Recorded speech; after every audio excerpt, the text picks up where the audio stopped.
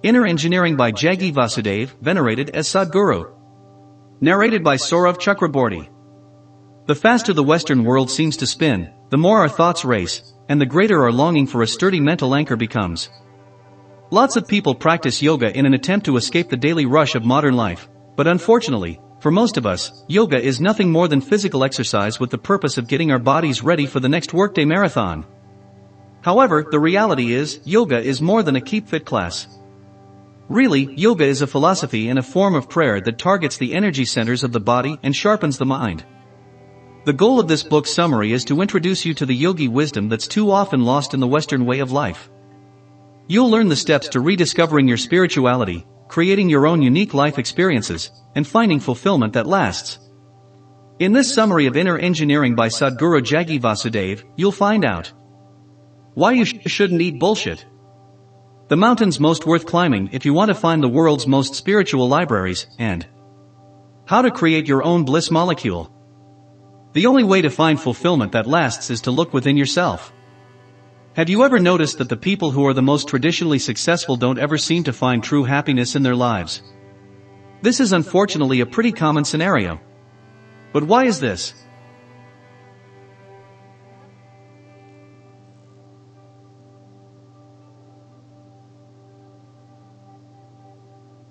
The short explanation for this is that straying from who you really are in order to succeed financially is only effective in the beginning. As one Indian story shows, this will never bring lasting fulfillment. The story goes like this: one day, a pheasant complained to a bull saying, "My wings are so weak, I'll never reach the top of this tree and take in the view." The bull told the pheasant that he should eat a small piece of dung each day. The bull explained that this would make the pheasant stronger, eventually giving him the strength to be able to reach the uppermost branches. The pheasant took the bull's advice, and to his surprise it worked. The bird became stronger and eventually was able to fly up and perch on the treetop. As soon as he reached the top, a farmer walked by and saw the big, juicy pheasant on the branch. He then shot the bird out of the tree and cooked it for dinner. The same goes for us: bullshit will only take you so far. In order to truly be fulfilled, you need to notice how you experience the world within yourself. This is the most important thing because people tend to fixate so much on the outer world. Many people are convinced that this is where all their experiences and emotions, negative or otherwise, lie. However, this is just an illusion. For instance, when you read a book, where actually is the book you're seeing? Any rational person would answer that it's in their hands, outside of themselves. However, when you read, light is falling on the pages, reflecting into your eyes and projecting onto your retina. The book is seen within you, just like every other thing in the outside world. Grasping this concept is essential, since a fixation on the external world prevents many people from finding fulfillment. Next up, you'll learn why. Human perceptions and emotions are self-generated, meaning you have the ability to guide your experience in life. Have you ever noticed that there are times when you absolutely love receiving hugs, and yet, there are other times when you're deeply annoyed by physical intimacy? Well, you're not alone in this paradox, one that divulges a great deal about the human experience. More than anything, it demonstrates the fact that our emotions are entirely self-generated.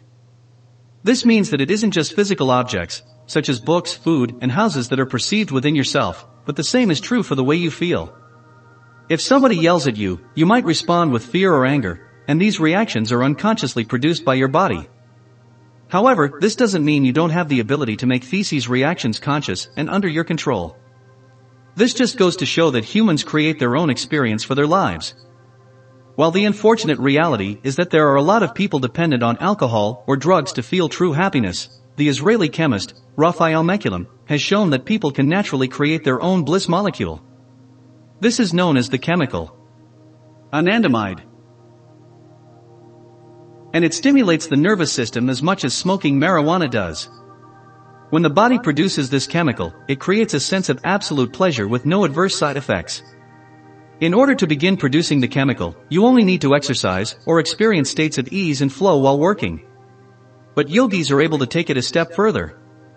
Because they're able to control their bodies to an incredible extent, they're able to produce anandamide at their will simply through concentration. In the coming book summaries, you'll further learn more about how you're able to control your own life experiences in precisely this way.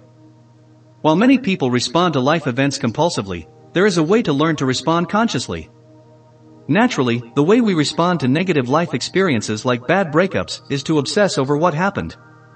It's all too common for us to dwell on these painful experiences for weeks, months, or even years.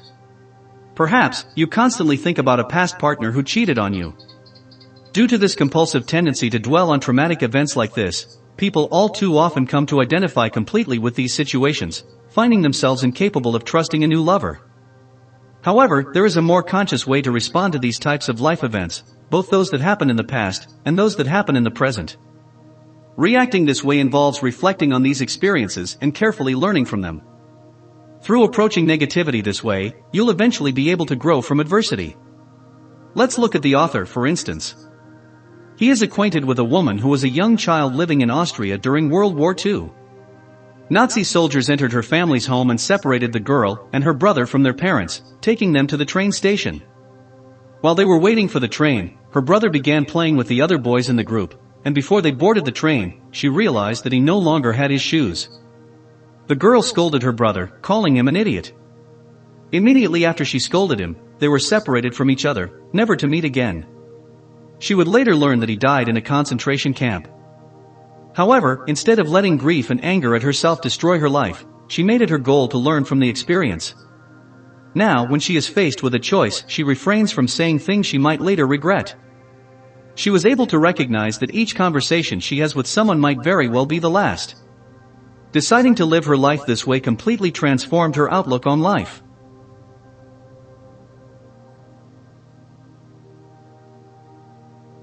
This allowed her to start to live a more fulfilling life.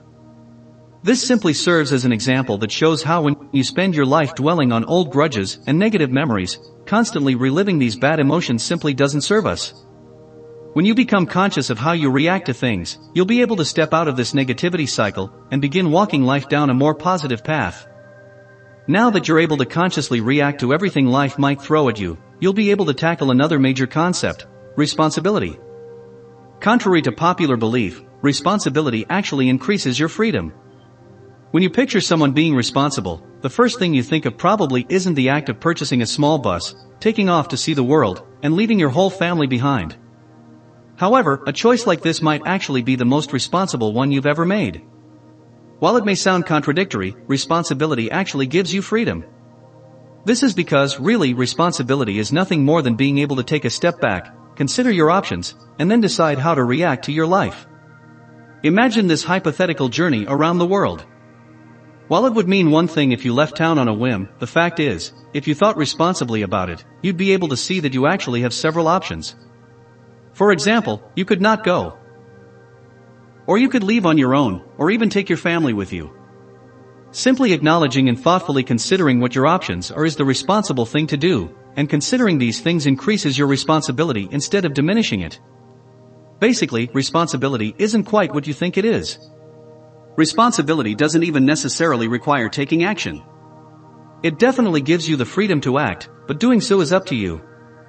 So many people easily get overwhelmed by the amount of tragedy shown in the news, from wars to famines.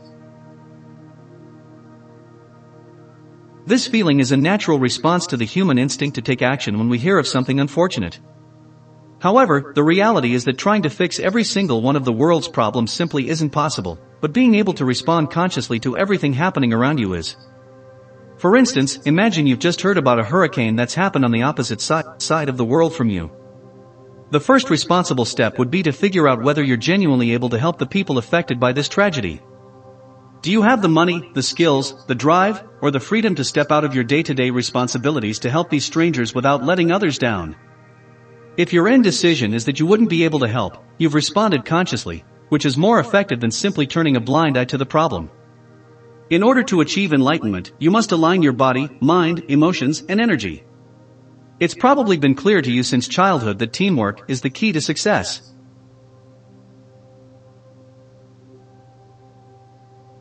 The same rule applies when it comes to individual organisms. In order to function properly, each part of your entire being needs to work in tandem with each other part. In order to reach enlightenment, you need to work on a tight communication system between your body, your mind, your emotions, and your energy. This exact idea is beautifully unpacked through another traditional Indian story. The story begins with four yogis walking through a forest. One believed firmly in the power of physical yoga, the second in yoga of the mind, the third in the yoga of prayer, and the fourth in the yoga of the chakras, which are bodily centers of energy. Each believed that his method was supreme. Suddenly, as they were walking, it began to rain, leading to all of the yogis seeking shelter inside an ancient temple. The temple had no walls, it was simply a roof supported by pillars sheltering a deity at its center. The storm continued to worsen, causing the rain to beat the roof of the temple, the yogis clustering around the deity and finally embracing it as a group. As soon as this happened, God appeared to them. However, this was puzzling to the yogis. They were confused to God appeared in this particular moment, when they'd each spent their entire lives working for and praying to him. God laughed and said it was because the four of them had finally joined forces. This is the same unity that is required of a single person on the path toward enlightenment. Yoga is a tool that can help a person to achieve this connection to their higher self, as it brings together their body, mind, emotions, and energy. According to ancient yogic philosophies, if the body is balanced, yet the mind is craving food or sex, the body will quickly become unbalanced. The exact same goes for emotions and energy. In order to truly become balanced, you need to meditate, practice the physical aspects of yoga, pray, and work on exercising your energy centers. But how do you actually go about finding this enlightenment? The first step toward this is to figure out your place in the universe, which is what you'll learn in the next book summary. Because the human body is a part of the earth and the universe, you're actually connected to incredibly powerful forces. So many people see the earth as dirty, forcing us to attempt to keep everything clean and sterile. But what about our own bodies? Are they filthy too? Well, the reality is, the human body is simply another piece of the universe and the earth itself. Our bodies consist of the food that was ingested at the moment we were created, swimming around as embryos in the womb. This food comes from the earth, returns to it, and is thus the same as the earth itself. This means that our bodies are pieces of the earth, and we have an intimate connection with it. Everything that happens to the earth and the environment also happens to us. Taking this a step further, it becomes clear that the earth, and by extension all human beings, are actually a part of the universe. This means that cosmic events as well, such as the movement of the stars, sun, and moon, all affect us. The human body also has the amazing ability to tune into the universe and the earth itself. The author once met a man in India named Chikagauda who was partially deaf. This meant nobody would hire him, which is how he came to work on the author's farm. Early one morning, Chikagauda took the plow out to the fields. When he was asked why he'd done this, he replied that it was going to rain that day. Sure enough, it began to pour. This doesn't sound like it could be a true story, yet people who live out in the country will attest that meteorological changes are able to be felt through the body, and that we can teach our bodies to become aware of such transitions. Our intellect makes it harder for us to experience life to its fullest. Today, most people believe in science. However, even science has very human limitations. Our intellect, in fact, can even prevent us from experiencing life to the fullest. This is illustrated perfectly by an ancient Greek myth. The story begins with the philosopher Aristotle walking on the beach. While there was a beautiful sunset happening over the ocean, Aristotle was so lost in thought that he hardly noticed it was there. All of a sudden, he came across a man digging a hole in the sand with a very small spoon. When Aristotle asked the man what he was doing, the man said he was digging a hole into which to empty the ocean. Naturally, Aristotle laughed and asked, "How will you fit the entire ocean into this little hole?" The man, who turned out to be philosopher Heraclitus, answered, "You make fun of me for wanting to fit the ocean into this small hole, but you're big-headed enough to believe you can fit all the secrets of the universe into your brain, which is also basically a small hole. So, which of us is crazier?" In order to truly experience life, we need to recognize how small and insignificant we are in this huge universe. Taking this a step further, it's also important to remind ourselves often that every thought we have is even less significant in the universe than we are. The trouble comes in when our intellect gets the best of us, convincing us that we're capable of grasping the concept of life. But we can't. Instead, when we lose ourselves in our thoughts, we end up losing sight of how massive the universe is, as well as the planets in outer space, and the complex and delicate balance of the cosmos, all of which seem to function by magic. We'll only truly experience life if we fully release our intellect, finally accepting that reality is much larger than we'll ever be. visiting locations loaded with spiritual energy can kickstart your spiritual journey. Many people see the concept of spiritual energy as esoteric and lofty. Even many people who are serious about their spiritual journey often struggle with figuring out where to start. A great place to start with this is through travel. As it turns out, there are tons of locations on Earth that are concentrated with spiritual energy. For a long time, yogis and mystics were frustrated with how little attention people paid to the knowledge they possessed. Because of this, before they left Earth, they released their spiritual knowledge and energy into remote yet accessible locations, such as mountain summits. One of these places is Mount Kailash in Tibet, which is considered a sacred place by most Eastern nations and holds a massive library of spirituality. In fact, Hindus and Buddhists consider it the home of their gods. Another such holy site is a small temple in the Himalayas called Kedarnath, which is dedicated to the god Shiva. So, now that it's clear that mystical energy can be stored in certain locations, it must be pretty obvious that visiting these sites would be a productive way to follow your path toward enlightenment and heal. Just think about it, there's a hidden wealth of wisdom and spiritual energy on this planet waiting for you to discover it.